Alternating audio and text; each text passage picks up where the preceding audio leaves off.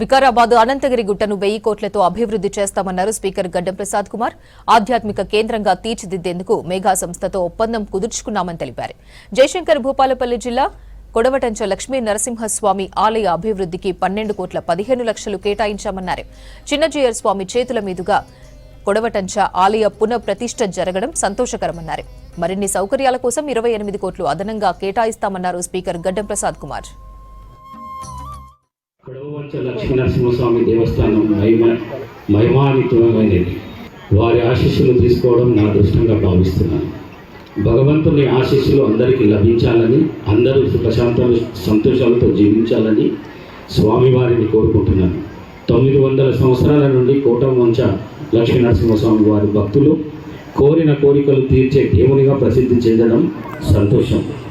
దేవస్థానం దర్శనంకు వచ్చిన భక్తులకు ఇబ్బంది లేకుండా అవసరమైన వసతులు కల్పించడానికి స్థానిక శాసనసభ్యులు గౌరవనీయులు భూపాలపల్లి శాసనసభ్యులు గడ్డ సత్యనారాయణరావు గారు ప్రత్యేకమైన కృషి చేస్తున్నారు. రాష్ట్ర ముఖ్యమంత్రి శ్రీ రేవంత్ రెడ్డి గారి ద్వారా 12 కోట్ల 15 లక్షల రూపాయలు మంజూరు చేయించారు. పనులు పూర్తయి పునర్ప్రారంభం కార్యక్రమానికి శ్రీ శ్రీ శ్రీ చిన్నజీయర్ స్వామి వారి చేతుల మీదుగా జరుపుకోవడం సంతోషంగా ఉంది. ఇంకా భక్తులు మరిన్ని సౌకర్యాలు కల్పించడానికి మరో 28 కోట్ల రూపాయలు కావాలని ప్రభుత్వానికి ప్రపోజల్స్ పంపడం జరిగింది.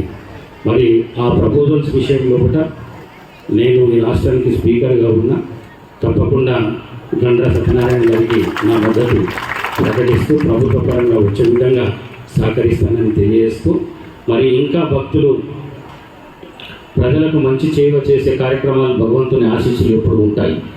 మా వికారాబాద్ నియోజకవర్గంలో అనంతగిరి గుట్ట పై పురాతనమైన ప్రసిద్ధి కలిగిన అనంత పద్మనాభ స్వామి దేవాలయం ఉన్నది. రాష్ట్ర ముఖ్యమంత్రి శ్రీ రేవంత్ రెడ్డి గారు ప్రత్యేక శ్రద్ధతో అనంతగిరి గుట్ట ఆధ్యాత్మికగా టూరిజం అభివృద్ధి చేయడానికి 1000 కోట్ల రూపాయలతో మేఘా సంస్థతో ఒప్పందం కుదిర్చారు. అంటే ముఖ్యమంత్రి గారికి ఎంత శ్రద్ధ ఉన్నదో చూడండి. దేవాలయాల మీద కూడా ఇప్పటికే రాష్ట్రంలో ఉన్న చాలా దేవాలయాల అభివృద్ధి కోసం, పునఃప్రతిష్ఠ కోసం చాలా సహాయం చేసుకుంటూ వస్తున్నాం ప్రభుత్వ పరంగా. తప్పకుండా ఇది కూడా దేవాలయం చాలా పెద్ద ఎత్తున ప్రసిద్ధి చెంది